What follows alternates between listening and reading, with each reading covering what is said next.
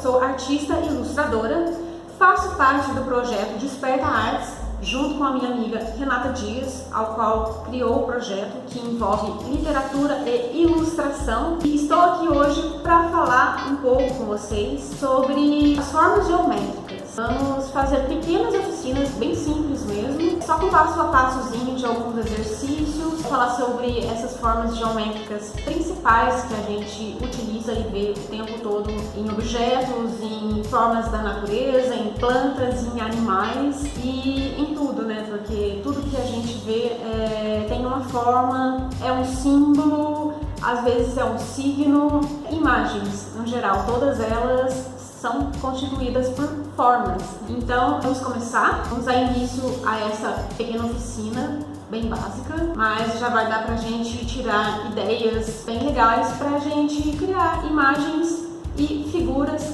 partindo de alguns desses pequenos exercícios, ok? Vamos lá então, dando ênfase ao nosso projeto Desperta Arte, vou mostrar para vocês um pedacinho mais uma vez do nosso logotipo. Foi feito especialmente para o nosso projeto. Bom, e utilizando dessas formas geométricas, vocês vão ver algumas imagens feitas, no caso uma caixa, como se fosse uma caixa de papelão, um lápis, a imagem de um lápis. Bom, primeiramente vamos falar das três principais formas mais conhecidas, são essas. Primeiramente o quadrado, o triângulo e o círculo. São formas que a partir deles nós conseguimos basicamente fazer qualquer coisa, qualquer desenho, mesmo que seja de uma forma lúdica, modificada, que seria diferente daquilo que é real, ou seja, usando e liberando a nossa criatividade, partindo dessas formas, a gente cria qualquer imagem, até mesmo objeto, seja lá o que for. Bom, eu vou falar de alguns materiais que a gente vai utilizar, os materiais mais básicos, mais clássicos, para a gente desenhar qual é a função deles e para que eles servem, basicamente. Vamos lá. Primeiramente, o mais importante é a gente ter um papel. Pode ser qualquer papel, pode ser até mesmo papel de jornal, pode ser papel de pão, seja lá qualquer papel, desde que ele esteja limpo, sem imagem, sem coisas escritas e tal. Pode ser branco, pode ser colorido, pode ser até papel preto. A base principal é o suporte. Pode ser na parede também, mas no caso a gente está falando de desenhar no papel, ok? O lápis, acho que é algo de fácil acesso para todos, né? Quem preferir pode usar lapiseira também. Eu mesmo, particularmente, prefiro sempre o lápis, porque o lápis geralmente é mais leve, ele é mais macio, ele é mais fácil da gente soltar a mão. A lapiseira é legal pra gente usar para desenhar, depois que a gente já tem uma certa técnica, um pouco mais de tempo fazendo isso. Quando a gente já tem um pouquinho mais de experiência de desenho, aí a gente pega as lapiseiras e elas ficam um pouco mais fáceis de usar para esse fim, beleza? E para finalizar, a nossa borracha, que é o item que não pode faltar. Uma borracha, de preferência borracha branca. Aquelas borrachas verdes, elas deixam manchado, elas mancham, borram qualquer coisa que a gente usar. Então, qualquer tipo de borracha, de preferência branca, de preferência aquelas borrachas plásticas, que são aquelas que são mais fininhas e que tem em qualquer papelaria, loja. São basicamente todos esses materiais, mas os principais é o papel, o lápis e uma borracha, ok? Primeiramente, eu queria passar uns exercícios para a gente fazer com lápis, ok? Eu vou fazer com a caneta preta para ficar um pouco mais claro, para vocês enxergarem. Mas são alguns exercícios que a gente faz antes de começar a produzir alguma imagem, de produzir algum desenho, que eles servem basicamente para a gente soltar a mão, deixar a mão mais leve, deixar a mão fluir. Geralmente, quando a gente começa a desenhar, a gente costuma ficar um pouco nervoso, né? Ah, não sei por onde eu começo, como eu inicio, enfim, a gente sente um pouco de medo de fazer isso. Então, aqui no caso, vamos fazer esses exercícios. O ideal é fazer até quanto mais folhas tiver e fazer essas repetições, é melhor pra gente começar com um pouco mais de firmeza, mesmo que seja um desenho inicial, ok? Um exercício que é muito bom de se fazer, no caso, são essas ondas que podem modificar de tamanho, de espessura, puxar lá embaixo e mesma coisa de baixo para cima.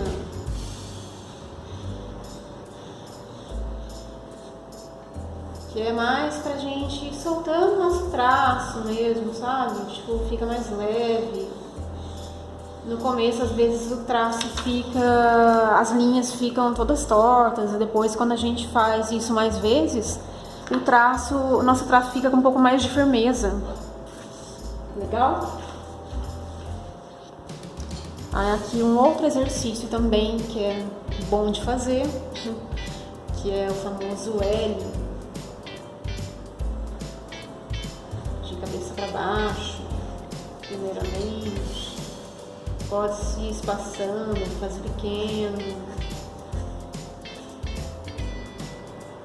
pode fazer grande. Parece exercícios de caligrafia daqueles caderninhos, né? De quando a gente está aprendendo a escrever. Aqui o contrário, virar para cima.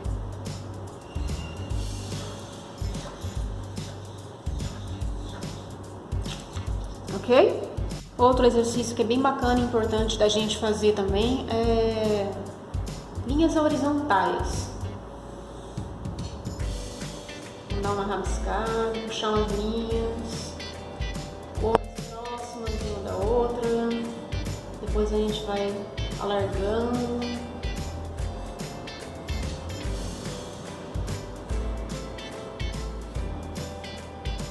E assim por diante.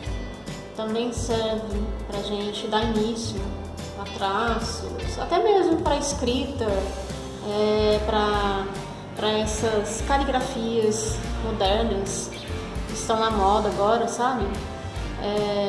Então é bem legal a gente fazer esse tipo de exercício para a gente perder o medo de riscar e rabiscar, beleza? Bom, e é claro, a mesma coisa a gente vai fazer com as linhas verticais.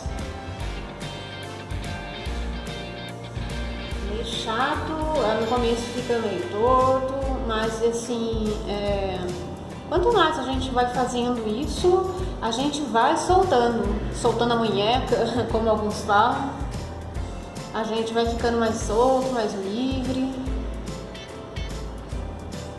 Embora pareça bobeira, às vezes dá um pouco de preguiça de fazer isso, mas hoje eu vejo o quanto é importante a gente fazer esse aquecimento das mãos antes de começar a desenhar qualquer coisa que seja, até mesmo às vezes a gente vai escrever, vou escrever um texto hoje, vou escrever uma agenda, um diário, vou escrever o que eu estou pensando, vou dar uma treinadinha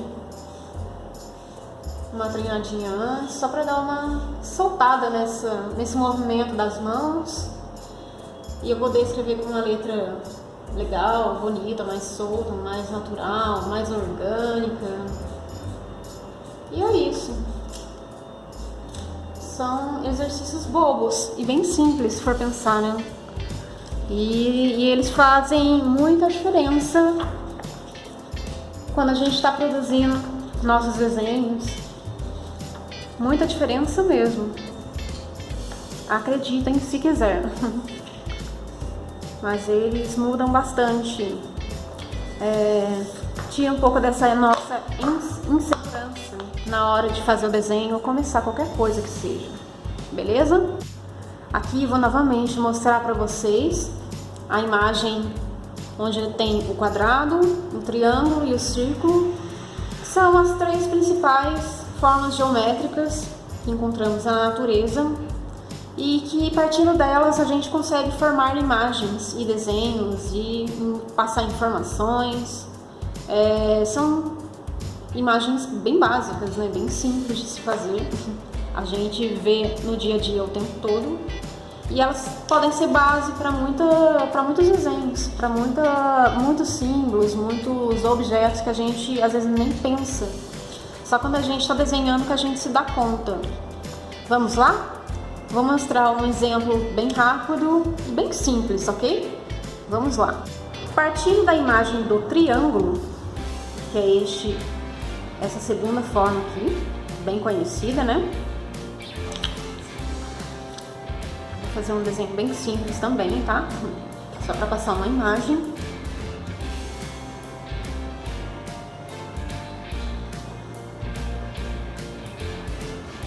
Vou fazer basicamente um triângulo invertido.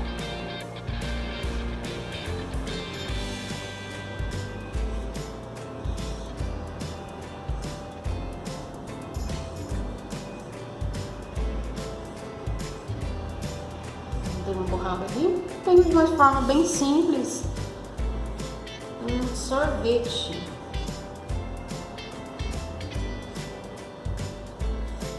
Uma casquinha de sorvete. Bom, pode não parecer um sorvete tão lindo assim, mas naturalmente a gente consegue imaginar a imagem de um sorvete. Então consegui passar essa mensagem que eu queria, partindo do triângulo, da forma do triângulo, ok? Bom, partindo da forma do quadrado,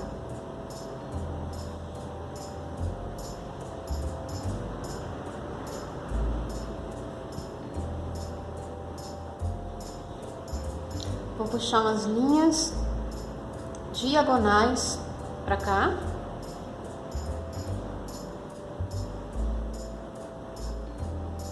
Ok. Aí vou puxar mais duas linhas verticais. Deixa eu arrumar aqui bonitinho. Aqui no caso são mais 4 quadrados. Basicamente, eu tenho a imagem de uma janela.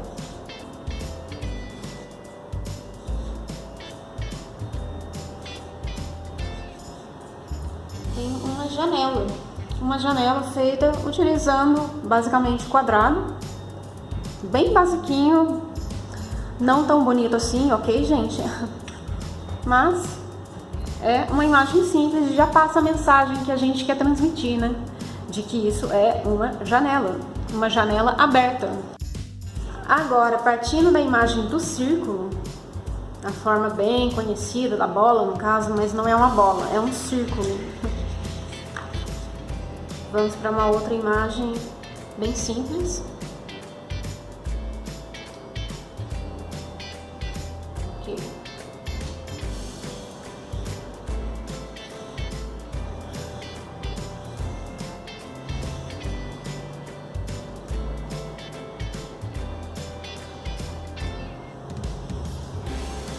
Basicamente, uma flor.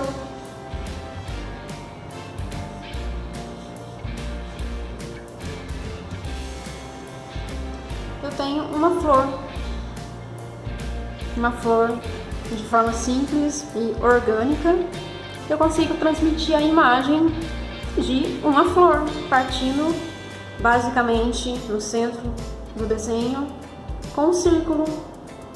Ou seja, se a gente for prestar atenção em todas as imagens que a gente vê por aí, até mesmo em outdoors na rua, placas e tudo que a gente vê na internet, na rede social, qualquer tipo de imagem, a gente vai perceber, vamos conseguir perceber que tudo parte das formas geométricas, simples e básicas como essas.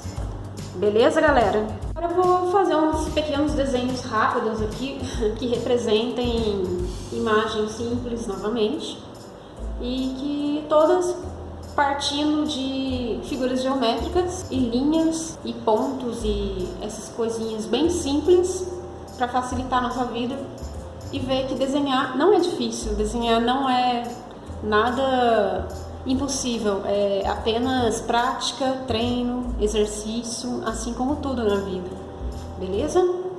Vamos lá então.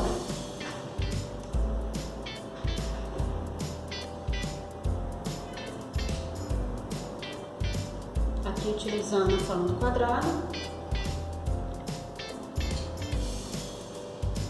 uma puxadinha.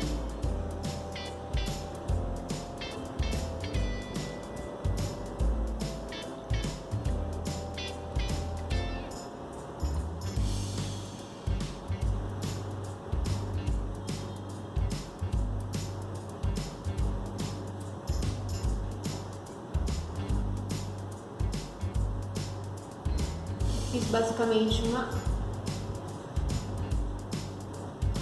caixa, como se fosse uma caixinha de papelão, utilizando o quadrado. É claro que aqui eu usei uma leve perspectiva, mas isso é algo que é mais futuramente. A gente tem que buscar esses detalhes, essas técnicas mais adiante. O importante é a gente fazer o básico. Mas aqui eu estou mostrando para vocês como que partindo de uma imagem, de uma figura geométrica básica como o quadrado, a gente faz diversos outros desenhos, beleza? Agora eu vou fazer um outro desenho aqui ao lado.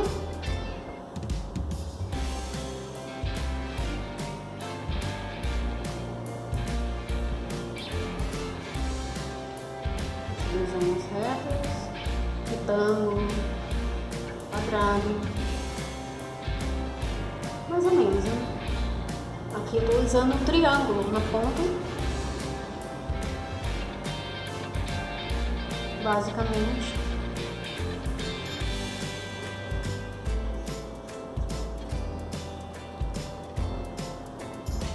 Basicamente temos uma imagem, né, de um lápis, uma caneta.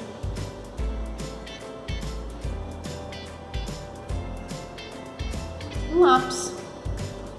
Também usando linhas e formas bem simples. E o triângulo aqui na ponta, o quadrado, aqui no meio já entra o retângulo.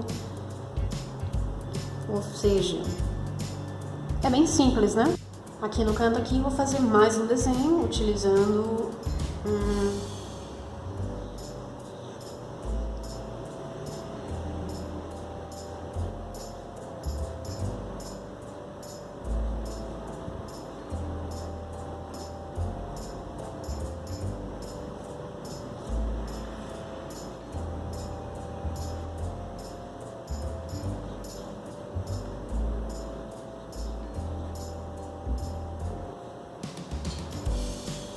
um vaso de flor, também partindo, querendo ou não, de um quadrado, não deixa de ser um quadrado.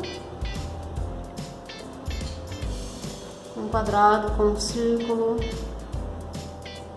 e também um triângulo. Aqui embaixo vou fazer outra figura bem clássica.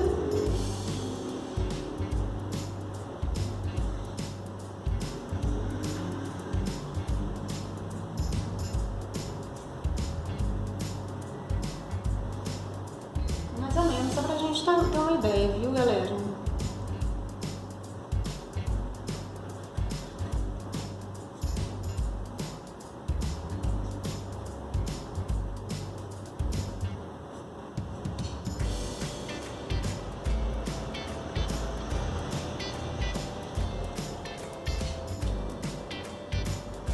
E temos aqui uma bicicleta.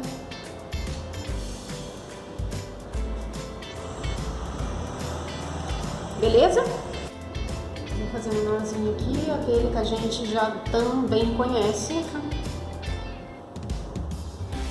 Utilizando a imagem do triângulo.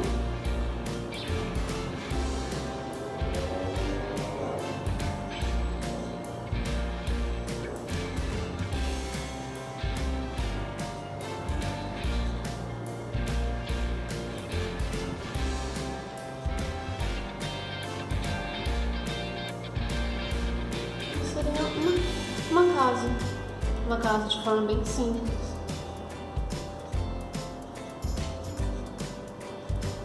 Ok? Bom, e agora a gente vai finalizar com mais uma figura bem simples também, bem figurativa, e usando as mesmas formas simples e com algumas curvinhas e tal, mas vai ficar bem claro como que tudo parte dessas formas, ok? Vamos lá!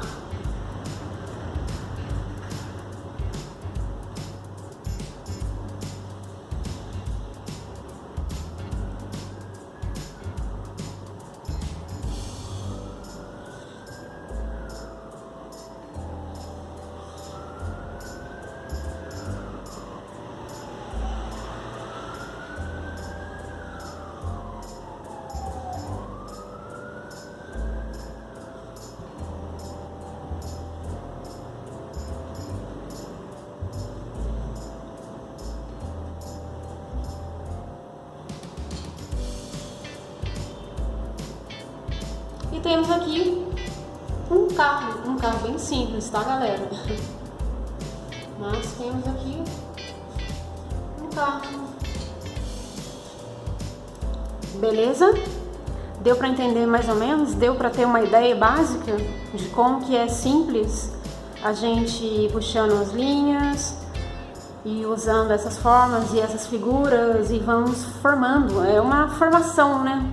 É uma formação de formas, é uma junção de formas e faz com que a gente consiga chegar a esses resultados, que é bem simples, é um desenho bem simples, ok? Mas passa a imagem de um carro. Beleza, galera? É isso aí.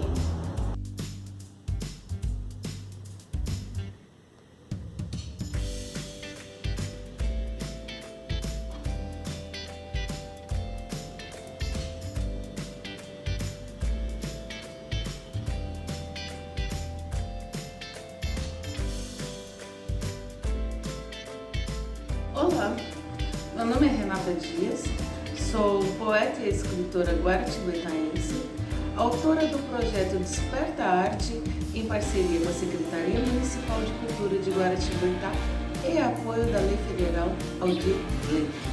Hoje eu gostaria de apresentar para você, jovem espectador, aprendiz escritor, alguns de nossos escritores e poetas e pintores renomados da cidade de Guaratinguetá e de algumas cidades do Vale do Paraíba. Brito Broca foi um crítico literário e historiador brasileiro.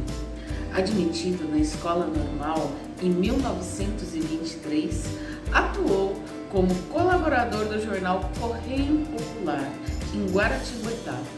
Mudou-se em 1924 para São Paulo e começa a redigir crônicas e literárias para vários jornais sob o pseudônimo Lauro Rosas e posteriormente a Seste. Escreveu várias obras de amplo reconhecimento, dentre as quais é destacada A Vida Literária no Brasil. Ernesto Quissac foi um pintor, acadêmico, fotógrafo, poeta, jornalista e professor brasileiro. Iniciou seus estudos em arte no Rio de Janeiro, na Escola Nacional de Belas Artes, retornando posteriormente a Guaratinguetá, onde atuou como fotógrafo, estabeleceu um ateliê de pintura e foi professor durante décadas, lecionando desenho, modelagens e trabalhos manuais. Seu nome foi dado ao Salão de Artes Plásticas e a uma escola em Guaratinguetá. Também tem uma rua com seu nome. Quissac Júnior, filho de Ernesto Quissac, foi pintor, escultor, desenhista, poeta, escritor, filósofo e professor. Premiado na 8ª Bienal em São Paulo, participou de diversas exposições no Brasil e em Paris. É o autor da bandeira de Guaratinguetá. Betina Marino fez o curso pré-primário no grupo escolar Flamínio Lessa. Em Guaratinguetá, foi professora de português no Colégio Nossa Senhora do Carmo e em 1934 assumiu as cadeiras de Psicologia, Sociologia e História da Educação na Escola Normal de Guaratinguetá. Poetisa desde a adolescência, nunca deixou de escrever versos.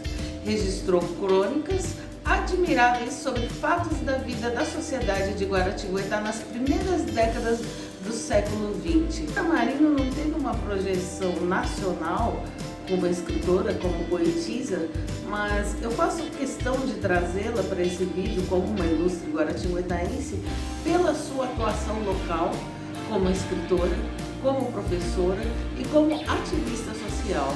Foi uma mulher muito à frente do seu tempo e que merece todo o nosso reconhecimento dentro desse projeto e na cultura da cidade de Guaratinguetá. Monteiro Lobato foi um escritor e editor brasileiro.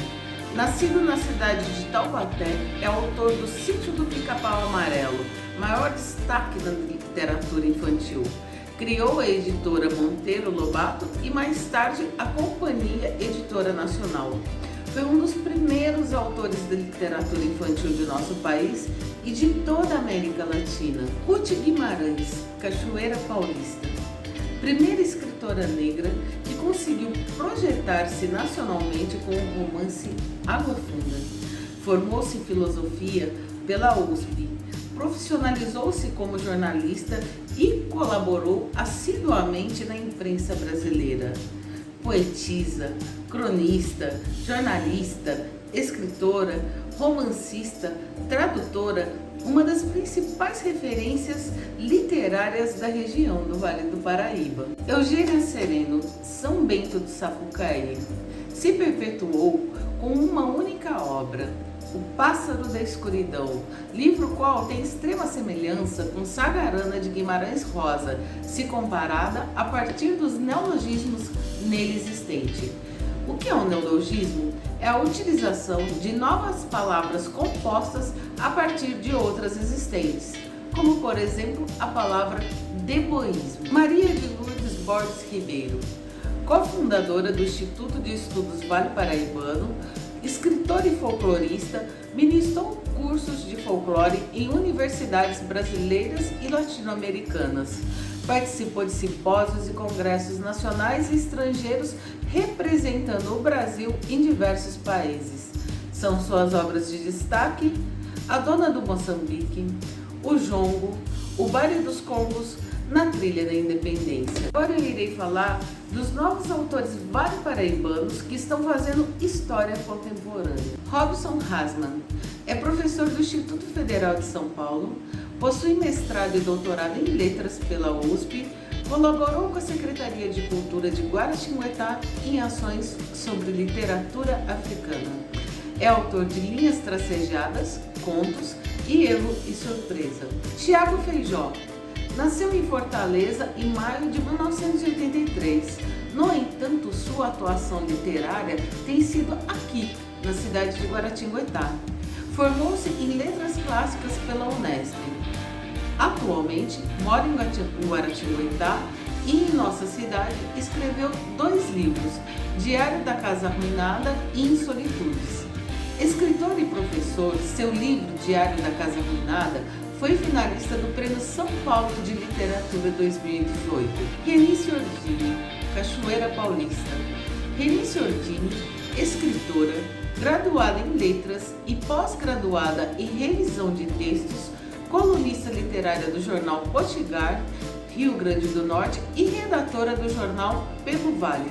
Atualmente é presidente da ACLA, Academia Cachoeirense de Letras e Artes, membro da AFESMIL, Academia Feminina do Sul de Minas, e IEV, Instituto de Estudos Vale Paraibanos.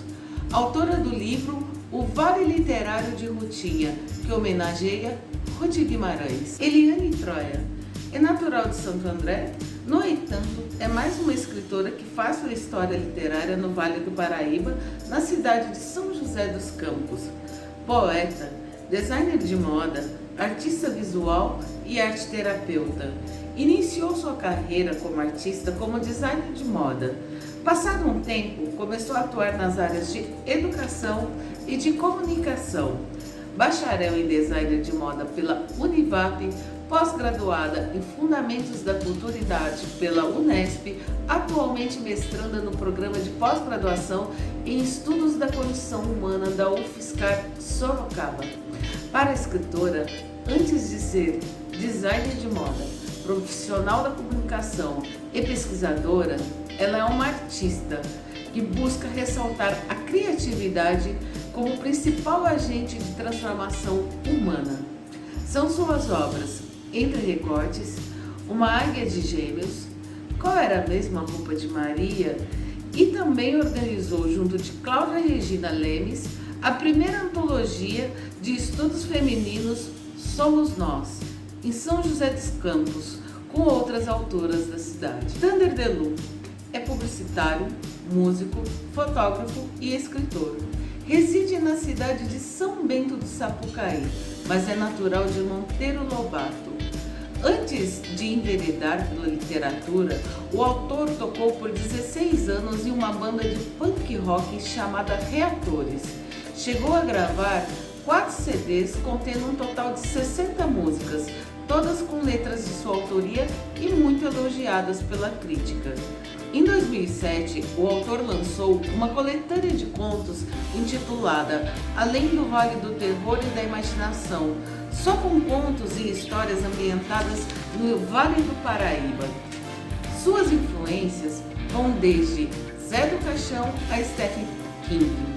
Em 2019, lançou seu primeiro romance juvenil intitulado As Pirâmides Revolucionárias, com o prefácio de Clemente Tadeu Nascimento, vocalista das bandas Inocentes e Plebe Rude. A trama está relacionada à busca de um mistério ufológico e se passa entre a cidade de Monteiro Lobato e São Tomé das Letras, sul de Minas. Também é autor do livro Tumular as 7 Palmos do Inferno, pela editora AVEC. Esses são alguns autores vale-paraibanos que eu apresento a vocês, jovens espectadores. Espero que eles tenham inspirado vocês a também escreverem contos, crônicas e poesias e, quem sabe, serem autores renomados da nossa cidade e da nossa região. Agradeço a presença de todos e venham para o Desperta Arte. Contato, façam pelo e-mail renata.pdm.mkt@gmail.com.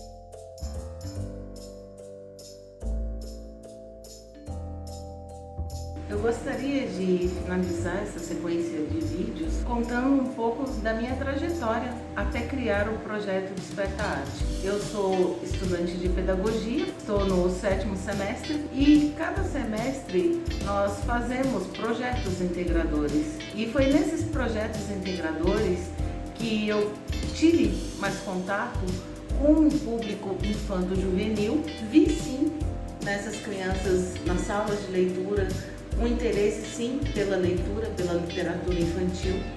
Eu acho que isso muitas vezes nem sempre é motivado em seus ambientes sociais, nos seus ambientes pessoais. A criança ela tem uma curiosidade em relação a histórias, ela tem uma curiosidade em relação a conhecimentos. Durante toda a pandemia eu li com afinco Vygotsky e eu acredito na educação, eu acredito na literatura como agentes de transformação humana. Então, o Desperta Arte, para mim, ele é muito mais do que um projeto cultural. Ele é um projeto de vida. O Desperta Arte ele é só um começo do que eu quero daqui para frente fazer na minha vida. Sou escritora, atuo em mesas literárias, escrevo poesias voltadas para o público adulto. Até então, eu nunca tive em nenhum momento um impulso de escrever para criança e para jovem. E nesse momento, eu estou com muita vontade de escrever livros, contos infantos juvenis. O conteúdo dos vídeos, eles são básicos e eles não são para o público intelectual. Eu já dialogo com esse público nas mesas literárias. Eles são para iniciantes, eles são para crianças e jovens em idade entre 9 a 17 anos. Então, portanto, eu apresento passo a passo de escrita criativa, eu apresento o que é uma crônica, eu apresento o que é uma poesia, eu apresento o que é um conto, porque convivendo com essas crianças, eu vi que eles não sabiam o que era uma poesia. E eu não estou falando de criança de 9 anos, eu estou falando de criança de 12, 13, 14. E eu tive que sentar e explicar o que era uma poesia, o que era um poema, porque algumas vezes eles lendo, eu falo, eu também escrevo, eu já escrevi livros. E eles perguntavam, o que você escreve? Você escreve histórias? Não, eu escrevo poesia. Mas o que é uma poesia? Eu vou mesmo levando conteúdos básicos. Esses vídeos são para os alunos do projeto assistirem. Eu vou aplicar atividades em cima deles. Eu vou acompanhar a escrita desses alunos.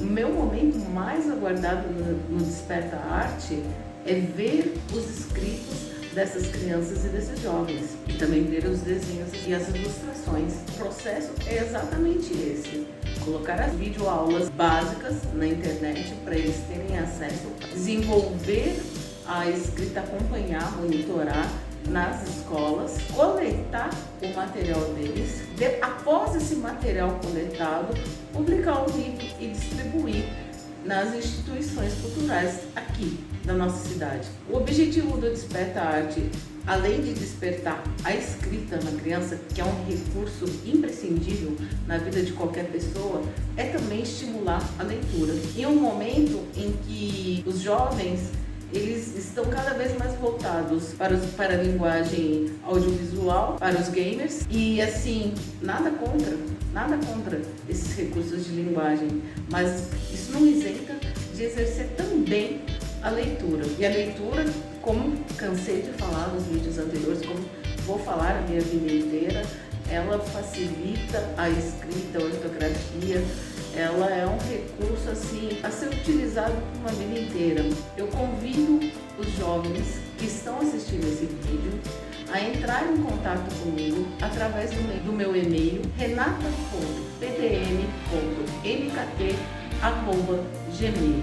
Como diz o Ariano Suassuna, eu sou uma realista esperançosa e a minha esperança são as crianças e os jovens. São eles que vão construir o futuro. Eu aposto na arte, eu aposto na cultura, eu aposto na literatura como recursos transformadores, como agentes que melhoram a vida prática das pessoas. Em tudo, mercado de trabalho, relações interpessoais. É uma honra ter a oportunidade de desenvolver esse projeto.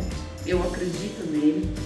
Sou muito grata à Secretaria Municipal de Cultura de Guaratinguetá. Sou muito grata ao Concult. O meu compromisso com o projeto Desperta Arte é também estabelecer nas crianças a relação de pertencimento com a nossa cidade. Faço questão de apresentar alguns autores, alguns pintores ilustres aqui da nossa cidade. Faço questão de ressaltar as belezas naturais da nossa cidade. E o livro, inclusive, que será publicado pelos estudantes, contendo os seus escritos, contendo os seus desenhos, é voltado para a temática Guaratinguetá, a terra das garças brancas. Eu morei um bom tempo da minha vida em São Paulo, tenho muito a agradecer, aprendi muito, mas regressei sim à cidade onde eu cresci, a cidade onde eu construí a minha história. Tenho uma relação de amor e de total pertencimento com Guaratinguetá, com o Vale do Paraíba. E nessa relação de pertencimento com Guaratinguetá e com o Vale do Paraíba, eu aposto na construção da nossa cidade, eu aposto na cultura, eu aposto em Guaratinguetá, sim, como a eterna Atenas do Vale. Muito obrigado a todos que chegaram até aqui. Espero brevemente estar publicando o livro com a coletânea de escritos e desenhos dos nossos jovens. E é uma satisfação imensa estar desenvolvendo esse projeto, estar vivenciando esse projeto aqui, no lugar onde cresci.